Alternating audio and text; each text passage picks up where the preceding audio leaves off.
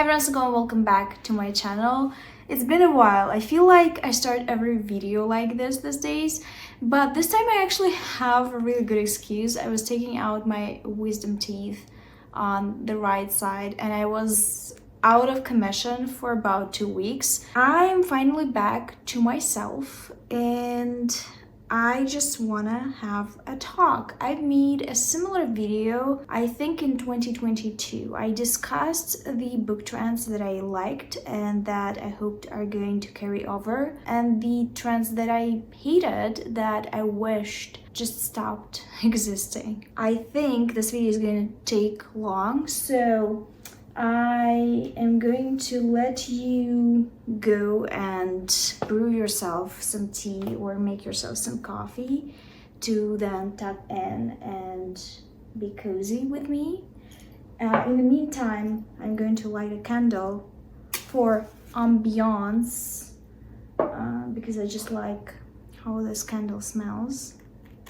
It's not a Christmas or a New Year's or a winter scent at all. It actually is a cherry tree scent. The first trend that I want to talk about, we've seen before, it's cozy everything. And if in 2022 it was just cozy fantasy, everyone was happy with just cozy fantasy because fantasy was becoming a little overwhelming, a little too close to home, a little wordy, a little too epic and grand, and people were gravitating towards the cozy fantasy genre. Now it's cozy everything.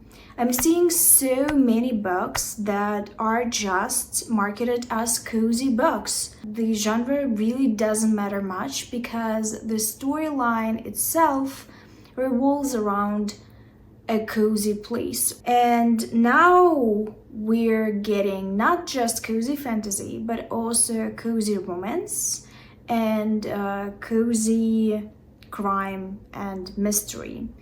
Cozy mystery has been a genre for a while, but there is a resurgence of cozy mystery, and we also are getting cozy crime now, which is a little bit more violent, I want to say, or explicit in terms of the crime element, but it's still cozy. What I figured out for myself in 2023 and 2024 is that I'm not a big fan of cozy fantasy in general. As a concept, I like the idea of having a low-scale fantasy world, and I think I still like the idea of a low-scale fantasy world. After all, I've read that 𝕊𝕆ℙ𝕀𝔸𝕃 Maleficent book and I loved it. It's a very low scale fantasy world, but I do not like the idea of not having conflict at all or having very low conflict in a story because it doesn't keep my attention. I think that cozy fantasy is something that I'm just not going to vibe with in general. I've tried a couple of books. I've tried the Legends and Lattes. I gave it 4 stars, but simply because I was reading the audiobook. Otherwise, I don't feel like I would have finished it. I also read Can't Spell Treason Without Tea recently, and I didn't really like it much, which was shocking because it is a sapphic cozy fantasy. There's some romance in it. Usually these two elements, not the cozy part, they work for me. Usually they do, but I think the low conflict and the fact that the couple in the story was established ruined the vibe for me. I do not like low conflict romance as well, and we've established that before. I've talked about it many times on my channel. I'm just not in it. It's great if you have a very low conflict relationship in real life. That's what we all aspire to have, but in book form, in story form in general, that is not particularly exciting or fascinating. So neither cozy fantasy or cozy romance work for me. What definitely works for me, as we figured out this year, is cozy crime / mystery, more cozy crime with elements of romance. This is such a hit for me. I genuinely love crime with elements of romance. I love a romantic suspense, and I've loved it for a really long while. I watch a lot of shows with similar premise, and the level of coziness doesn't really pertain to me loving or not loving the story. It is just a part of the deal, but overall it doesn't matter. It could be hardcore crime, very explicit, or it could be super cozy small town with some elements of crime and obviously romance, and I will enjoy it. I watch so much stuff with this exact premise. You give me two people that are working together on a crime, not on doing the crime or organizing it, but on discovering who's behind it. And with a 90% chance, I'm going to love it. I've been watching a lot of Asian media recently. A lot of it is in the crime genre. And I gotta say that interestingly enough, Korean dramas, if they're not explicitly marketed as romantic dramas, do not have much romance, which is such an interesting and fresh take on the genre in my opinion, because at this point, I feel like a little bit of romance and crime is a staple. On the other hand, I've been watching a lot of Asian BLs and GLs. I'm particularly fascinated by the ones that are mysteries, because that's a genre that I like. And it's a perfect blend. For me, I've been obsessed with literature recently. I've been watching The Heart Killers, which is a little more comedic, I guess. But I mean, the concept is unmatched. It's the 10 Things I Hate About You, or The Taming of the Shrew, but with two assassins. Manner of Death, incredible show, love it. The Sign, unmatched. So I think cozy mystery / crime with a romantic element is always going to be my thing. I've loved the Plumber's Maid series this year. I've read the whole thing, which never happens. And I think the only exception that I loved out of the cozy fantasy realm is the 𝕊𝕆ℙ𝕀𝔸𝕃, Dream Department, something like this, which is a Korean translated work. It was very literary in a way, so it is different, I think. If a work cannot keep my attention, it's never going to be escapist, if it makes sense. So cozy everything can get lost for all I care. I know that a lot of people enjoy it, so I'm not going to wish it, but I'm not going to pick up any of the books that are going to be marketed like this. The next genre is not new, but I feel like it's going strong for about 2 years now. It's fantasy romance. I think this genre, this blend of genres, is always going to be a hot topic because people just cannot deal with the fact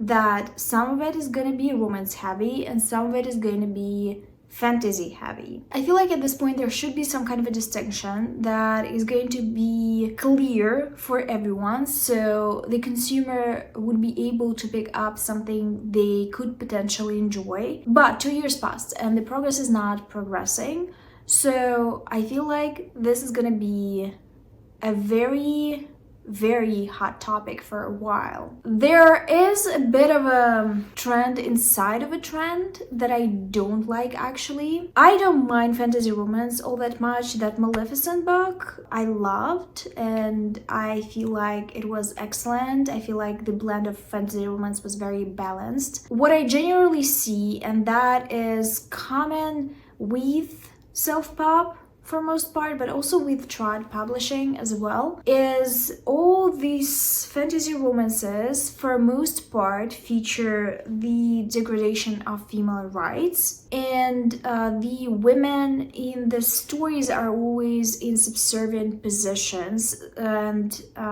sometimes they're fighting their positions and trying to overcome them, and sometimes it's just written for the kink reasons. Somehow I feel very uneasy about it because it almost feels like we're sending messages into the universe, and that's not the message I want to be sent into the universe. It's already getting pretty scary in terms of female rights in a lot of places in the world. So I'm not sure about reading this as entertainment.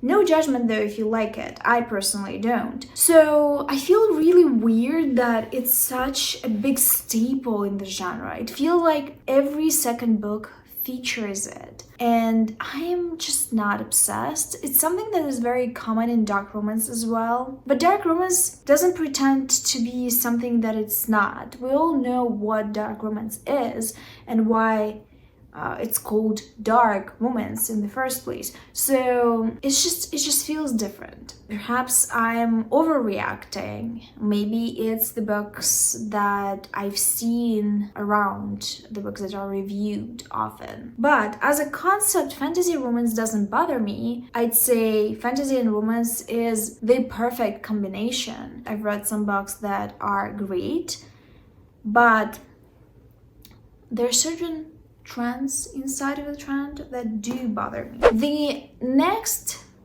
trend that I've been seeing lately is the dark fairy tales, and we've seen it before but in a different form. The dark fairy tales were pretty common at the start of booktube, at the birth of booktube, I want to say, maybe a few years into it.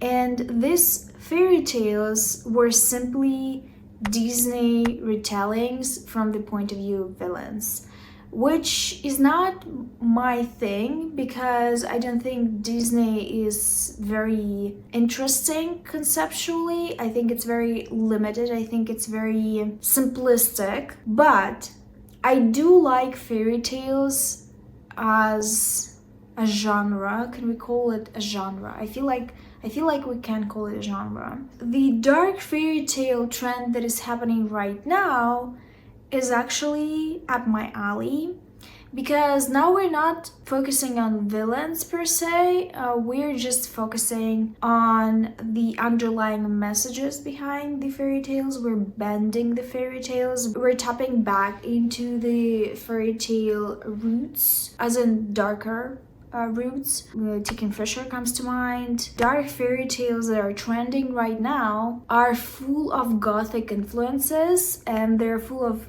even post-apocalyptic influences. I'm really liking it, and I think we need to keep it. The next trend that I've been observing is what I call the horror of womanhood, and it's the horror works. I've been delving a little bit, tiptoeing around horror. It's not my genre at all, but when it's conceptual, I enjoy it. Horror exploring the issues surrounding womanhood and female experiences is something that I've been noticing gaining traction. I think it's a very interesting way to explore those issues. What comes to mind is A Certain Hunger, obviously, Mary by Ned Cassidy, Bloom by Delilah C. Dawson, which I loved. There's also Delicate Condition that I've read in 2024 as well. Some of them are about body issues, some of them are about motherhood, some of them are about being a teenage girl. I'm really enjoying this trend. I feel like it's a fresh take. It's not overdone yet, so it's interesting to see what the authors are going to come up with. I think it's a play on literary work with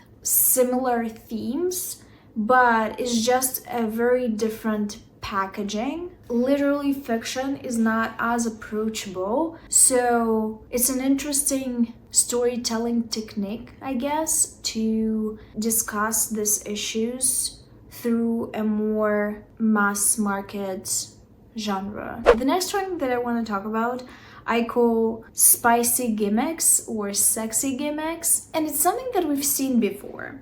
It's not a new concept, but I feel like it's more iconic and memeable now. Spicy gimmicks are those erotic stories about the main character falling in lust with some weird creatures or some inanimate objects or just wackadoodle stuff. If the author is not taking itself too seriously and knows what they're doing, I feel like that's fine. I feel like that's funny and goofy and fun. Though I do not particularly appreciate it in the trad publishing realm. I think it's so unserious and should stay in the self-publishing realm. If we're trad publishing it, it almost feels like a crime. I'm actually packing some books because I'm selling them, and we have a perpetrator of this trend, Icebreaker by Hannah Grace,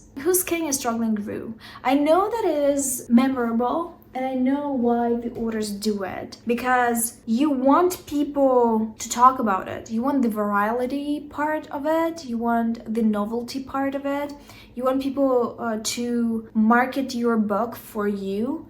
And if you put in a roleplay with Gru in one of your sexy scenes in the book, you're doing it on purpose. You know that people are going to talk about it. You know that it's going to be in all the TikToks.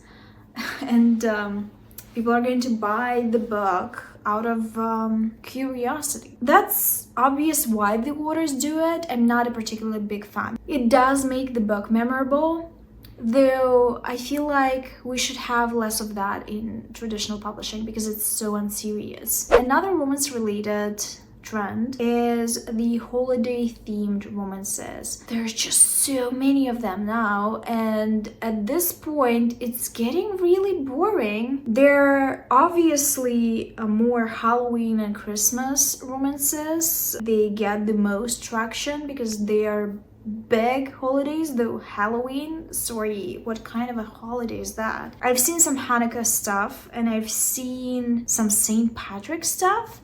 But overall, I feel like this trend is dominated by the Christmas and the Halloween romances. I know why the authors do it. It's easier to market in a niche, but they're so typical, so formulaic, so blah, that at this point I wonder who really reads them. And with so much soapras, I doubt that all these books are getting read. It feels like this trend is overflowing with the number of books. I do not like holiday-themed romances in general because I feel like if the book cannot stand on its own without being themed, it's a bad book. And a lot of these books are actually pretty much bad books because they can't stand on their own. So I'm very skeptical about this. I don't like it, and I never really read them.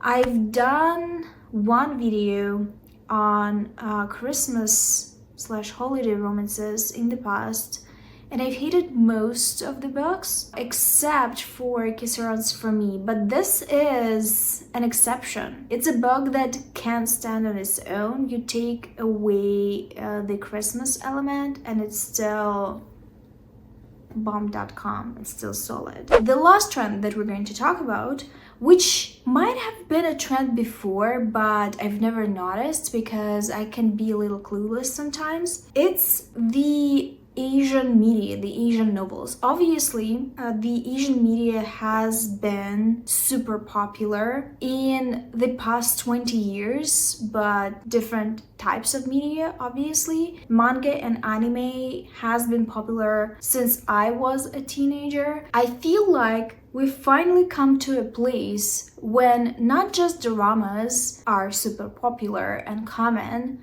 but the Asian novels are on the rise as well. They are getting translated like no tomorrow. We're talking Chinese wuxia and sanxia novels, danmeis, general romantic novels. We're talking about Korean pure and popular literature. I've seen a lot, just a ton of translated work recently. I feel like not just visual media, visual Asian media is popular. The written word is finally popular as well. Obviously, we started with manga, now we're here. And I don't mind it. I actually am enjoying it. I feel like it's just a whole different experience. They have different tropes and different character types that are not super common in other cultures. So it's an interesting discovery for me. Obviously, I've been watching a lot of Asian media in the past year, and I've been getting used to the way they're telling their stories. For example, I feel like Thailand romantic media is very long form. It's a little bit more breezy if we compare it to Korean. Chinese is just beautiful. They make a really big point on making a lot of media visually stunning. I also enjoy Taiwanese. They're just really good at tapping into chemistry and making shorter content, making stuff a little snappier. I enjoy a dynamic plot usually. And in 2025, I would actually like to not just watch but also read more Asian media. We'll see what I think then. These are all the trends that I've noticed recently. If you've seen and noticed anything else, tell me about these trends in the comments down below. Tell me how you're doing on your reading challenge this year, because I'm failing as usual, but I don't mind it. I feel like I've done a lot of important things in 2024. It was a very important year for me, work-wise and life-wise and just health-wise. So I don't mind it. I was exploring different avenues, different hobbies, etc, etc. And on this note, I will see you soon with another video, but until then,